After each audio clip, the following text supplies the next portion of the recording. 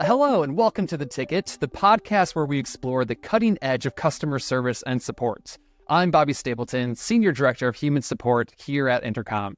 In today's episode, we're diving into the important world of company culture and how it plays a pivotal role in navigating change while keeping customer experience a top priority.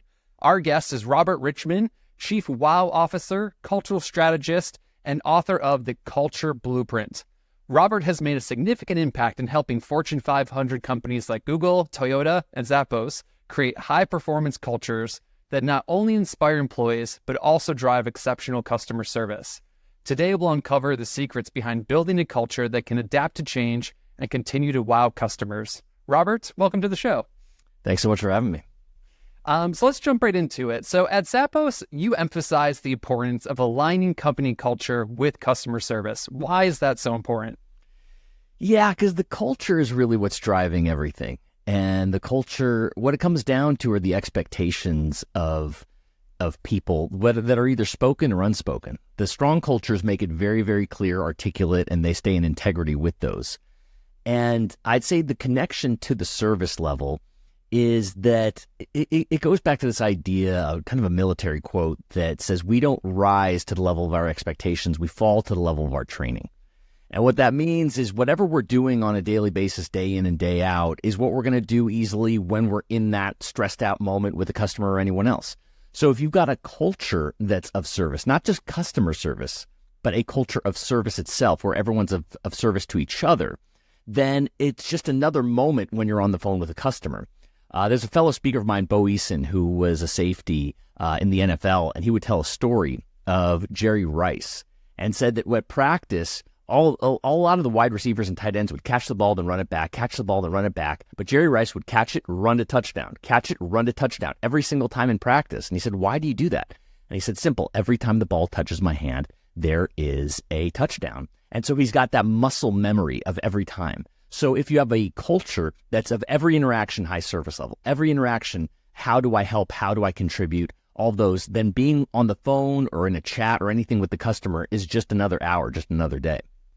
Well, and it seems like it can be easy to let those small moments slide, but what I'm hearing from you is like, yeah, all those things can quickly build up, and especially in a time like when a lot of change is happening. So can you share how this type of alignment helps Zappos successfully manage changes and still maintain that high level of satisfaction?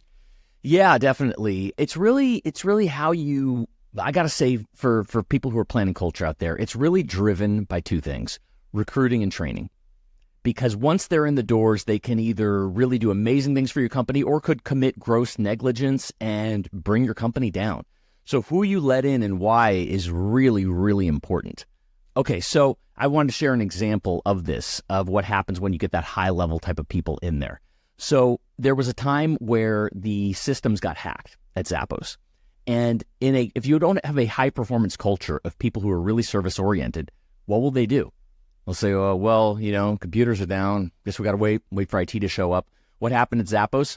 Each person instead took out their cell phones, logged into the company system, and started keeping the systems and services going while IT was figuring everything else out, right? And they weren't told that either. They weren't demanded to do that. It's just second nature when you've got a culture that's so high performance and service-oriented.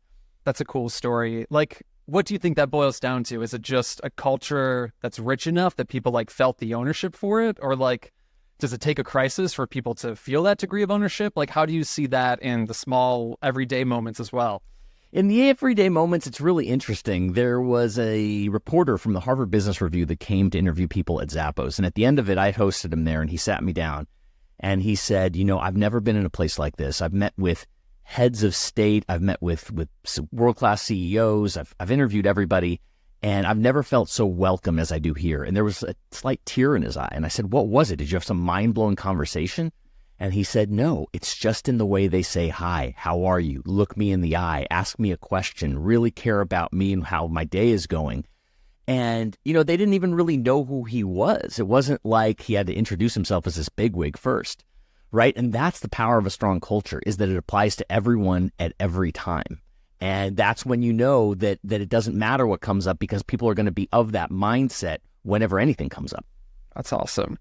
Well, you're very focused on the human side of support, which obviously I love. What are your thoughts on the role AI plays in all this? Do you think humans and AI can work together to provide great customer service? Yeah, I think that, we're already seeing AI take care of certain tasks, especially when looking up information. And I think it's great if we see AI for things that are already dehumanizing. Any task that makes you feel like a robot could do this, is one where that should be shifted to AI, because the humans in it aren't going to last long. They're going to be burned out. They're going to be tired of that. So anything that dehumanizes, I think, should be shifted over to AI. And I think for the bigger tasks that aren't so rote and routine, AI enabling people to do better service is going to be really key. How much are you on the phone with a representative and you're just waiting and waiting and waiting? How can they look up information faster and get what they need faster and provide that to you faster, so that the human side can be more focused on the personalized level of service versus the routine level of service? So yeah, what I'm hearing from you is like humans, their moment to shine is going to be, this like personal, this like the human connection. Is there anything else where you feel like humans would really excel versus AI? Yeah, I think that the skill that's going to come up is intuition. Because eventually, think about this. You're right now, the audio kind of bots are not great. You're like, I can tell I'm talking to an AI. It's kind of slow to respond. It's a little crinkly in the voice quality of it, right? You're like, oh my gosh, I'm talking to an AI. That's going to change, though. It's going to become more and more real, and it's going to become more and more responsive. And it can say things to you like, hey, Bobby, how's your day going? And be able to respond with things that are suddenly personalized. I think we're still a little ways off from that. But let's just imagine for a moment that AI catches up to that. And now the personalization isn't as much of your human edge as it was before. Then it comes in where human intuition is something that these robots don't have yet. How can you have so much information and then being able to intuit what's coming next, foresee what's coming next? And I think that's a kind of a woo-woo, uncrystallized type of term at the moment. But my bet is that, and it might be 2 years from now, is that's going to be a buzzword. It's going to be, you're going to be looking for people like that who can be a step ahead and intuitive. And I think back to the story you shared at Zappos, where what made the culture great, like that story of looking somebody in the eye, saying hello. And I got to believe there is also this like human nature to connection. Like, yes, you could program AI or an AI video to do that, but there's something different about like an actual human doing it. And I think that too will be a special way for humans to connect and excel. Yeah, I certainly hope so. And the only way to do that is to start working on that now. Get ahead of that and start sharing ways to do that. And sometimes it's little things like saying somebody's name. Sometimes it's listening for things like, can you hear that dog in the background and ask about the dog? And can you compile? That's what we had at Zappos, was a list of wow tools that you could pull from of ways to wow the customer. And that's where it becomes sort of a team sport within the group of, hey, let's share these wow techniques that we can use to wow the customer. I love that term of like wow techniques, and not just, relying on experience or whatever, but like having these actual like tools that people can use. That's a great tip for our listeners. So the last few years have brought a lot of change for businesses. Everything's changing: technology, customer expectations, AI, it's all over the place. And so how does a strong company culture help in navigating change across a big organization? Yeah, so for this, there's this concept from a book called Problems at Work called the datum. Do you know what a datum is? I do not. A datum is the singular of data. Okay. One data point is a datum. So where does this become valuable to us? Well, think about it this way. Imagine everything in your world was changing. And let's use a metaphor analogy for this. Imagine you're in a room and every single thing is moving. You've got the computer moving, the chair moving, the walls are moving. You'd get very sick very quickly. You don't have any way to orient yourself, right? That's the world of change. However, imagine in that room of everything spinning, there's like one desk or one item there that doesn't move at all. And now you can see everything is moving in relationship to that one thing that's not moving. So it's like a pivot point. And that's the element of stability. So where culture comes in is it creates that datum point of being rooted in something like the core values that does not change. So you can say, okay, this is going crazy, but here's the thing we can rely on. this thing isn't going to change. These values aren't going to change. We're going to apply them regardless. And that gives people a sense of safety and security and groundedness when everything else around you is changing. Yeah, that's really smart. And I feel like, again, a great concept for folks to really anchor on. And it changes something like company values from being this soft, squishy thing that's on the wall to like, no, this is practical. This is practical, not just for how we work, but again, helping us be grounded through change. So I love that. Yeah. And the only way to take that seriously, by the way, I've been working in culture for 14 years, and I say, how do you change culture? And everybody says, well, you lead by example, and they rarely ever get it, which the answer is you fire someone. I know that sounds cold, but the only controls you really have on a culture are who you let in and who you kick out, because we're very tribal. And we tend to be protective more of what we have than try to strive for what we don't have. So if I say to you, here's something you can do to get a 10% bonus, and here's something not to do, or if you don't do this thing, you will lose your job. We are way more motivated to stay in the tribe. So the difference between, because some people might be listening here saying, oh, I tried core values, I put them on the wall, I told everybody to do it, I did this and that. No, unless you're actually firing somebody on the basis of core values, which might actually even be a high performer, unless you're putting the values ahead of performance, ahead of strategy, ahead of all these things, then it's not truly a core values-driven company. Your book, The Culture Blueprints, is a systematic guide to building a strong company culture. So in your experience, like, what are the key components of culture that is resilient and adaptable to change? Yeah, so this comes down to mission, vision, values. And before people roll their eyes at those terms, I'm going to define them differently than people might expect, because the way people have not only just used them, but defined them hasn't worked. So the values, as we said before, is the how you do things. And that is different, by the way, from virtues. Virtues are something like honesty. And the way you know a virtue from a value is a virtue is something that's between two vices. So honesty is a virtue, meaning if you said everything that came to your mind, like, hey, Rob, that shirt's really nasty, right? You can't, it's a vice to say everything on your mind. But then again, saying nothing or lying is a vice too. So honesty lies between two vices because it's a virtue. Values are, what do you value, meaning you can't get enough of. You want more and more and more of that. Like, there's not a level of service. You want to get higher and higher with that level of service.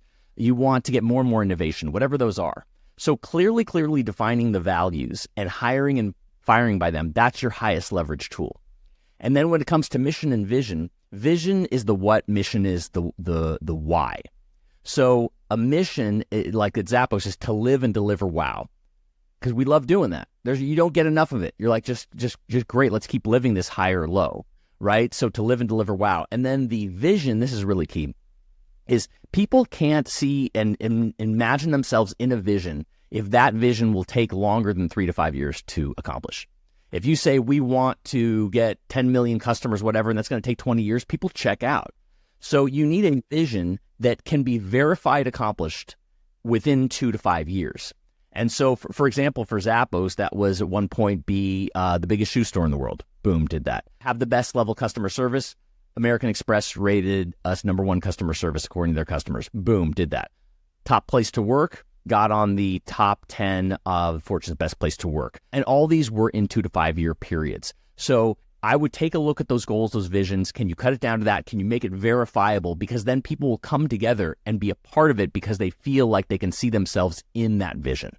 And was there ever a moment when setting that vision where you're like, I don't know if we can do this in 2 to 5 years, but I'm going to try putting it out there. Like, it sounds like these were still big, audacious goals. Like, how did you not compromise on the vision while still making it something that could be done in a few years? Oh yeah, I mean, it takes a lot of faith to do all these things in a way. But it's you know, there's this principle I call the Pixar principle, which in the book on Pixar's films, probably the most successful film company, their profit margins are insane. You know, they knock it out of the park almost every time. In the book Creativity Inc., they talk about how every Pixar movie you've ever seen, at one point it was so bad they thought they had to throw the whole thing away. Yeah. Each Pixar film, right? So the thing is this is a test of the level of commitment. This is part of the creative process. There will be, rather than what if that happens, it's like, no, you will get to the point where you think this is a mess and have to throw the whole thing away. The question is your commitment bigger than those falling points. And helpful to have great examples like Pixar or Zappos to be like, no, like they just went out and they did it. So you mentioned the concept of unbreakable rituals in your book. How can these rituals be used effectively to maintain stability during times of change? Yeah, the concept of unbreakable rituals is it essentially keeps you from going crazy. So the metaphor for this is, imagine we didn't have a weekend. Imagine there was no such thing as a weekend. And you know why? Because in a way, where did we get the concept of a weekend? It's not in nature. Days are in nature. Sun goes up, sun goes down. Years are in nature, sun going around the planet. Even months are in nature because the moon operates monthly, right? So where do we get the weekend from? It actually originally comes from, however you feel about it, the Bible, which says on the seventh day you shall rest, right? And so it's a created concept. And what it does is it keeps us from going insane because you work hard and then you need time off, work hard, then time off on these rhythms. So the weekend for us is very much this unbreakable ritual. And so you just take that concept and apply it to other things. What are the unbreakable rituals on a daily basis? Like I love just a 10-minute meeting that you do on a daily level. For companies, how often are you doing a town hall? And by the way, this is where it becomes really serious, are you doing that no matter if the company's going up or down? That means unbreakable, right? We can lean on these things. And essentially, those are datum points like we mentioned before. So the real point of it, just to say it bluntly, is to keep us from going insane. Do you think there's a inverse to this where you're like, okay, I want to shake things up. I need to get people thinking a different way. Like we're going to break this unbreakable ritual. And that way people will know like, this isn't just a normal day.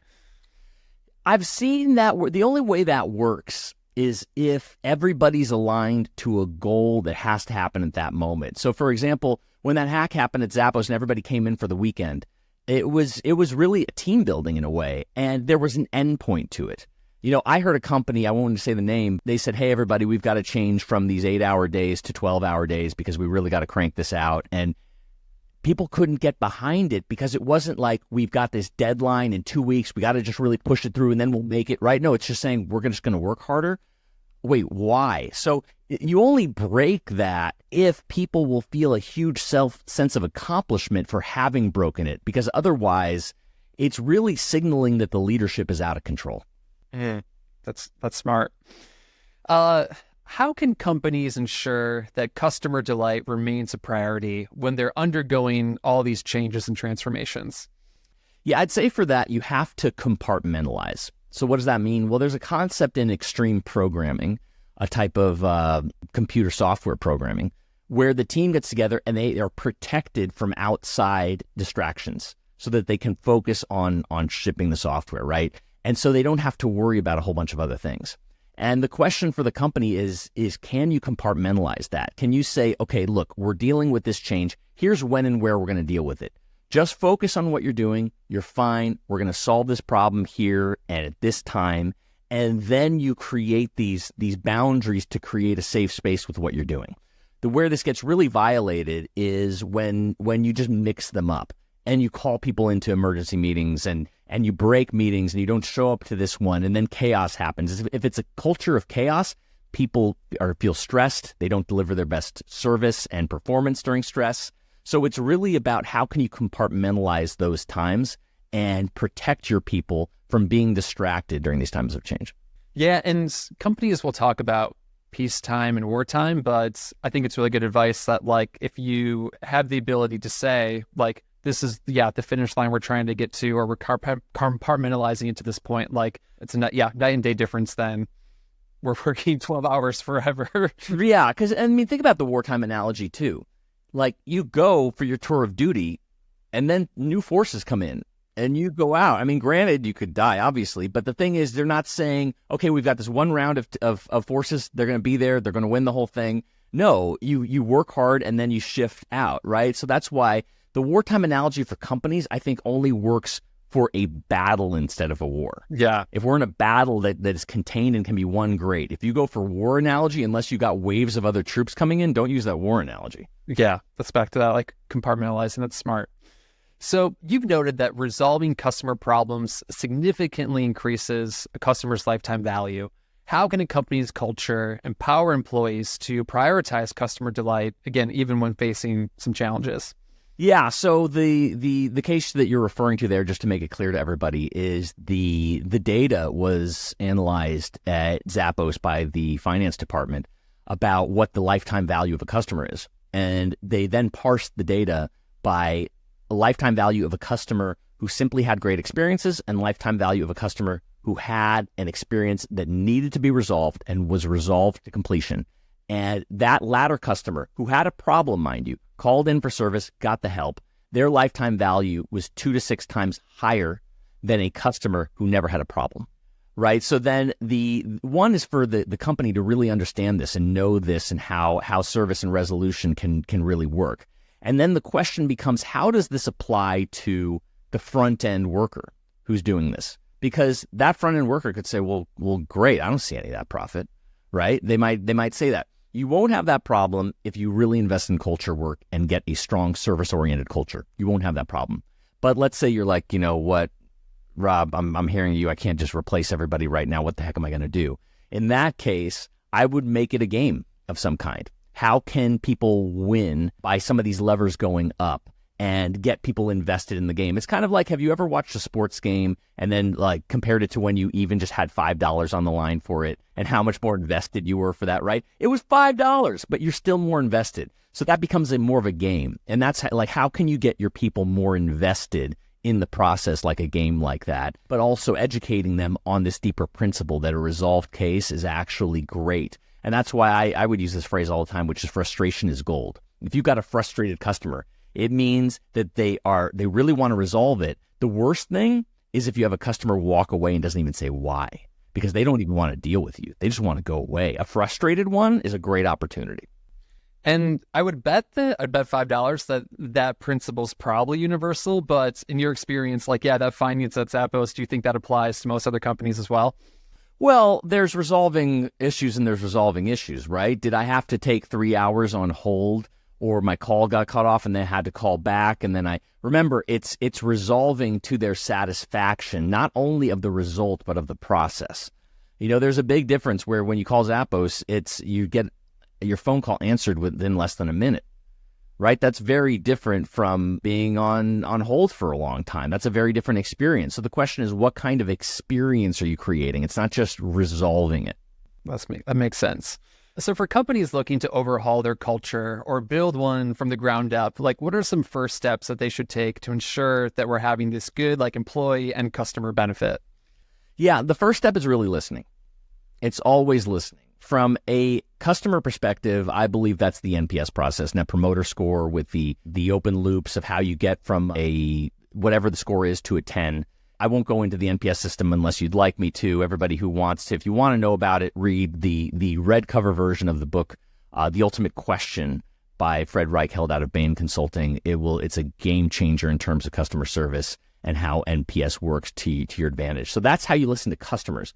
On the culture end, there are processes. I use one called open space technology, which is a social technology that hears all the best opinions and ideas and issues from people. But the general principle of it, whether you use open space or me or not, is how do we listen first? Because what leaders need to realize is once you speak as a leader, it's over. It's over, meaning people think, even if you haven't said it, like, oh, I guess that's the way things are going to be here. So it's always that you want them to speak first, get all their opinions, issues, everything. And at a minimum, they'll feel heard. But at a maximum, you'll get some information that you never would have heard before if you just go in and say, okay, here's how we're doing it. This is what we're going to do. We're going to do this, got to get along, get with this, right? Don't be that alpha leader type. Be that relaxed, sit back. I'm going to listen. I'm going to hear everything. Then I'm going to decide. That needs to be the mentality of leadership.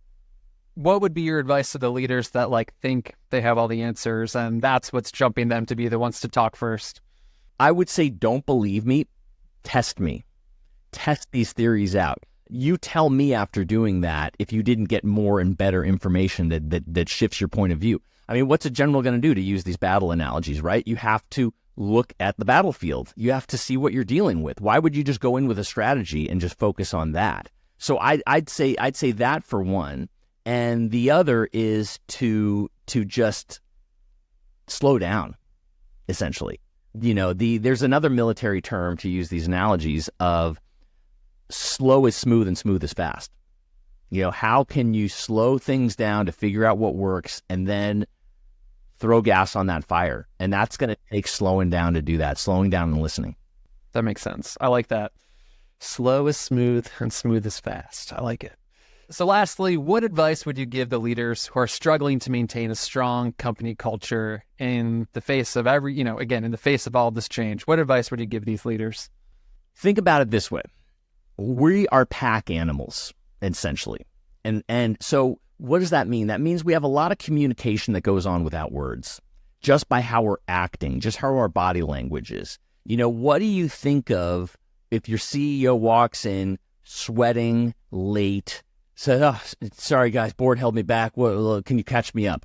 How much faith do you have in that leader versus one who rolls in on time or early, is relaxed, says, "Hey, Bobby, how you doing? Is your kid still in Little League?"